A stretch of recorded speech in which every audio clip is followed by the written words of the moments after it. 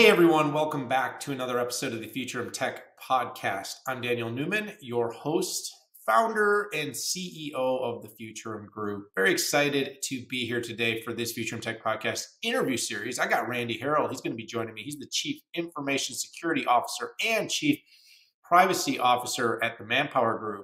And this is a big topic this year. We've spent all year focused on AI. I know you thought I might say security, but nope. It's been all about AI. But the thing is that as AI continues to proliferate, the ability to keep your information, your company's information, and people's data private is going to become increasingly more complex. And one of my favorite things to do is talk to the people that are actually facing these challenges, learning more about what they're doing, how they're doing it. And that's what we're going to do here with Randy today. So without further ado, Randy, welcome to the Future Tech Podcast. Thank you. Much appreciated. And I think you set a new record. You made it 7 seconds before you got the words AI out. So I know.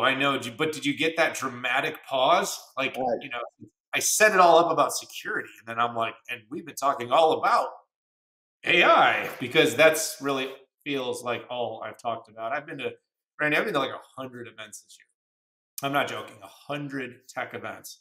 I've seen Jensen Huang at probably 75 of them. So if you're an NVIDIA person, Yep. And whether you're NVIDIA or not, it doesn't really seem to matter whether you were an ISV, whether you were an infrastructure company, whether you're an IT ops observability firm. It didn't matter. Didn't matter what you were doing. AI was in the lead. But the one thing I can tell you right now, I think this probably has made your position even more interesting this year, is as AI proliferates, the ability for the bad actors, the ability for threats, the ability for larger threat surfaces, and of course, more vicious, high-paced attacks grow with it, wouldn't you say?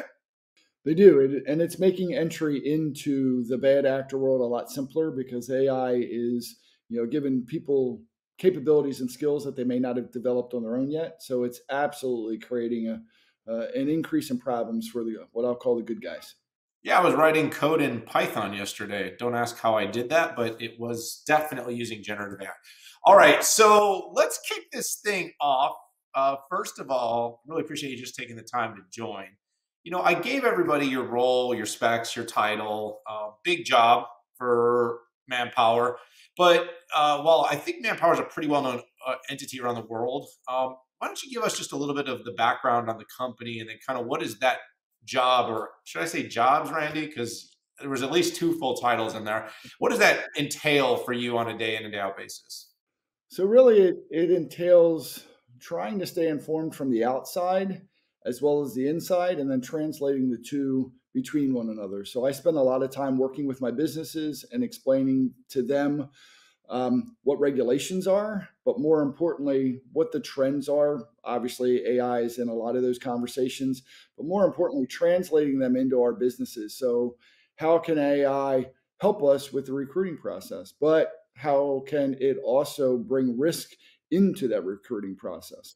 So that's what a lot of the job is about. It's about that translation and identifying the risk and how does that interact or potentially interrupt the business. And give me a little bit more about just kind of Manpower, the ManpowerGroup. So ManpowerGroup is a global recruiting company. We put over 500,000 people to work every day. We are operating in 70 plus different countries and territories. And we live off a philosophy of, doing well by doing good. We really, really are invested in the communities we work in, and we're all about creating sustainable employment for as many people around the planet as we can. Yeah, that's a big job, and I like that, doing well by doing good. I've always said, when you sort of have that consistent ethos and you believe that what you do, whether that's driving great experiences or, in your case, helping put qualified people into the right roles, which is something nowadays that the world needs. I mean, look, over the last few years, despite the fact that our economy has been a bit, up and down, you could say, in terms of at least what the perception is and the perspective. The perspective has kind of been, well, we're about to have a really bad time. But to the credit of policymakers and probably to the credit of printing a lot of cash, we found a way to keep a lot of households flush, but it's also created a lot of challenges. We've had shortages in workforce in many industries. And so being a catalyst or an enabler or conduit of putting people into roles to keep factories moving, to keep operations going, all those things, retail stores running, all the things that Manpower is able to help with is really, really important. But I want to talk more about cybersecurity with you, Okay. Randy. We kind of, I kind of hit you on that big question to start, but I just kind of like to get your overall take on kind of this idea of cyber resilience and how are you interpreting that as something to work on for the Manpower Group? Well, the resilience aspect is all about our ability to continue functioning and putting those people to work and keeping our clients up and running. It's impossible to stop all the bad actors these days. So they're going to get in, they're going to create disruptions. The resiliency part is how quickly can you identify and create alternative workarounds while you remediate the problem and things of that nature. So that resiliency aspect is extremely, extremely important. But the most important part of it is quick identification. We have to know about that interruption as quick as possible before it begins to balloon or snowball on us. Yeah, that's absolutely right. So, in terms of the overall kind of objectives of it, though, have you kind of thought, does the company have a kind of a standard, a boilerplate? Like, what is good? What is good? What is good enough? In your world, in terms of actually being able to have a level of resilience? Because I think where you kind of started is something that we've said a lot on this show, and we've said a lot in the industry, is basically that it's not the if you're going to get breached, but when. And I know that's kind of a sad state of affairs that every CISO, all your peers around the world have to kind of be like, yeah, something's going to happen. Something's going to happen. But at the same time, this industry has also been one that for a long time, Randy, has sort of teetered. The boards, and not you guys, CISOs have, I think, all agreed on how important this is. But sometimes boards, sometimes leadership teams, management teams, insurance companies, they almost wanted to play like almost a little bit of a game with how much do we have to spend to be within compliance? What's the line? And obviously, you might be in there saying, no, no, we could do so much more. I mean, but obviously that comes with investment. You need more technology, more application, more hands, more people. How does that whole thing sort of balance for you to make sure that you're doing enough? Well, I think it really depends on the organization and the security and cyber role within that organization. What we're finding in the pandemic really kind of escalated it, in my opinion, is folks in the security role have gone in one of two directions. They've either gone and embraced and grabbed that seat at the business table, and they become business leaders, and they're integrated in those conversations, and they're helping drive overall business investments. And instead of trying to align with the business, they're actually integrated into the business. Others are more comfortable in that tech space, and they're trying to solve all the problems on the back ends with tools and automation and things of that nature. And quite honestly, what we're now starting to see, that we've come out of the pandemic and we've got a little bit of time and the dust is starting to settle, you're starting to see where there's kind of a balance between those two pieces. But it really is a driver with some of these organizations and even industries. As you said, some are just looking for a checkbox exercise. Others are really trying to get ahead of the curve. And I think over time, especially with AI and how it's starting to impact and enable the bad actors, you're really going to start to see the difference between, in my opinion, where folks are fully integrated as opposed to trying to catch up through alignment. Yeah, and I like that you mentioned. I mean, obviously, I say the P word. I'm never sure anymore because of algorithms if we should call it. If we should even say what the 2019 event was, because I swear sometimes it penalizes me. But the bottom line is one thing we know as people went remote. It changed the architecture of almost every enterprise on the planet. Yep. The proliferation of things like the SD-WAN, making sure VPN technologies and where that went, and also just the fact is that the perimeter of most enterprises changed dramatically. I mean, it just moved. One of the things, and I like the fact that you kind of looked at those trends more broadly. One of the interesting things I picked up on in our conversation, Randy, was that you definitely leaned in into your relationship with Splunk. And the observability journey, the observability topic has been very front of mind. Not as front of mind as AI, to keep our joke running from the start of this, but the fire hose of data, right? And the fact is that moving away from sort of these stovepipe approaches for managing data and security to having more of this kind of all-in-one fire hose that you can manage. I mean, is the sort of, are these the changes that drove? What kind of drove you down the path of really looking at the integration of IT ops, DevOps, SecOps, and really deepening the partnership between ManpowerGroup and Splunk? Well, the biggest thing is I don't look at Splunk as a security tool.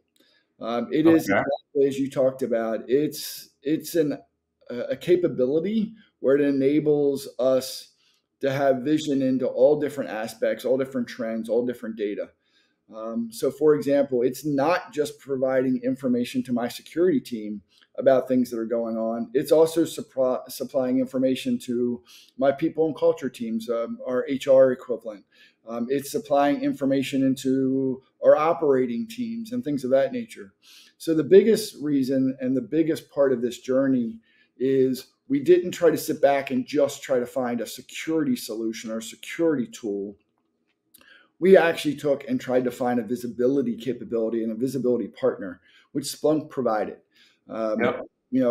One of the challenges that I had going through this was talking about funding and costing and things of that nature. Well, when you look at it on a broader base than just a security capability, and you start to bring in those other groups, those other capabilities, that cost justification becomes honestly quite simple when you start to look at it from that broader perspective.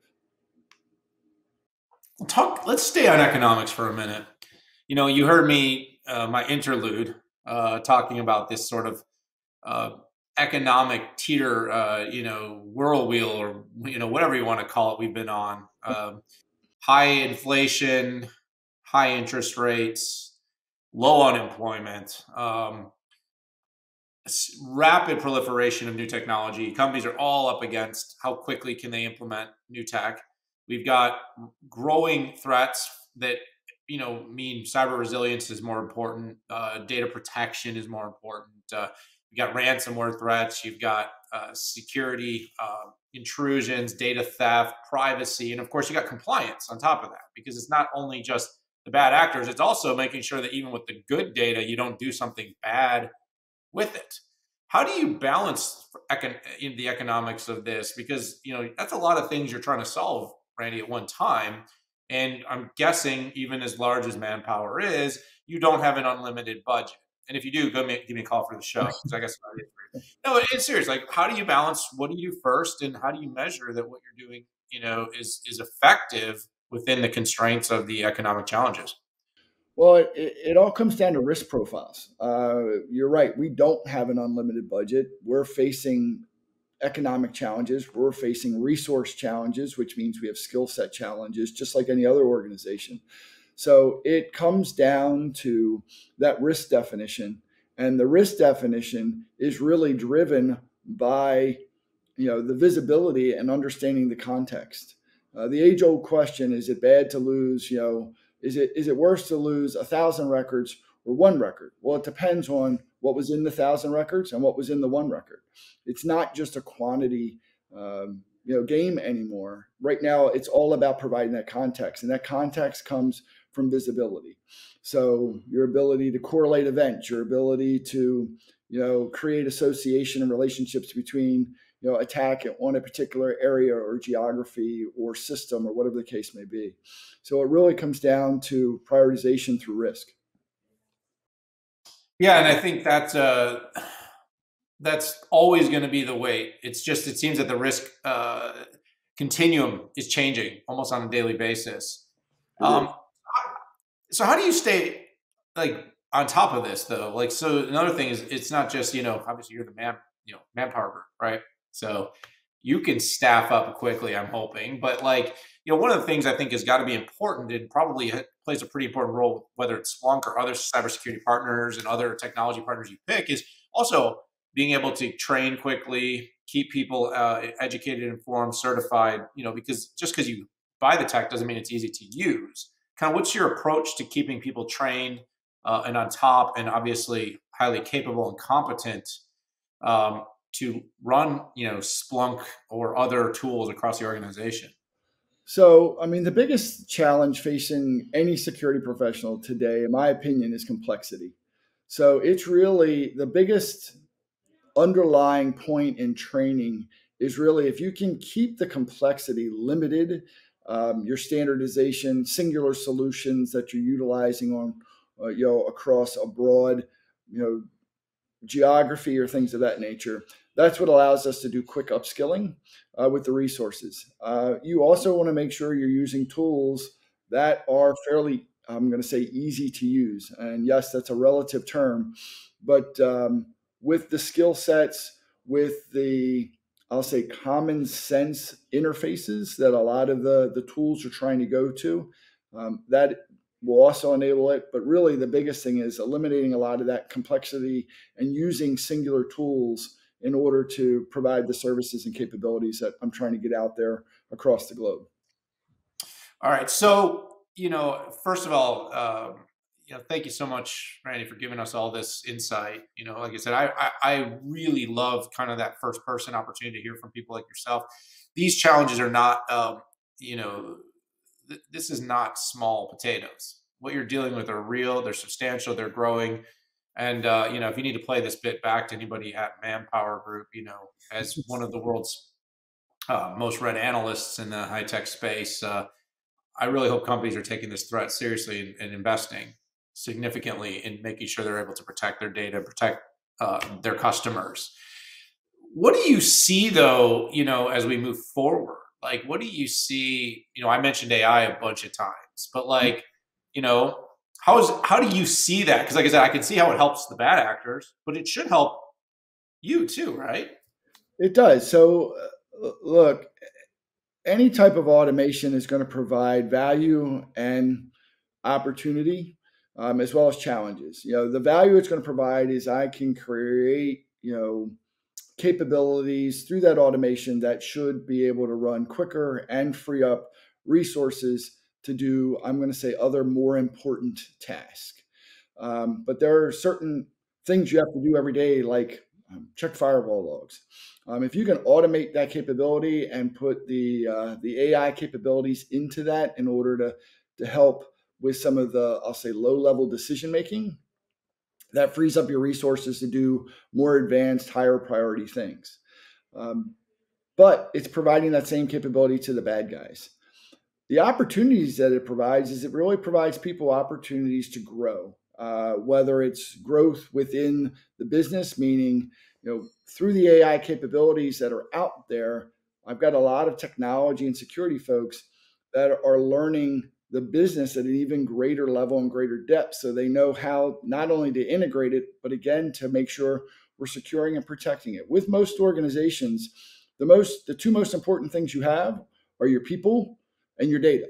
So making sure that you have ways of protecting both of them is going to be the most important. So getting those incremental opportunities to get people to grow and learn the business, learn how that they can, expand capabilities, expand opportunities in order to protect both of those, critical assets is extremely, extremely important. Yeah, I really like that. I mean, look, I think the one thing we can agree on, well, I think it seems to be a lot of things, but one thing we can definitely agree on, Randy, is that the acceleration, the pace is only going to get faster. I Sure. remember I wrote my fourth book was a book called Building Dragons, and it was digital transformation in the experience economy. And I remember doing some assessment on the sort of rate of change and the half life of change.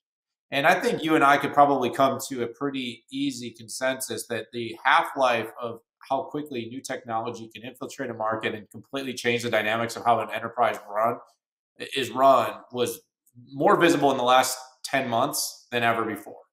It's funny because like there was a date sometime last year in 22 in November when ChatGPT was not a thing, at least as far as most of us knew. And then there was a date when it suddenly became a thing. And then there's everything that's happened since.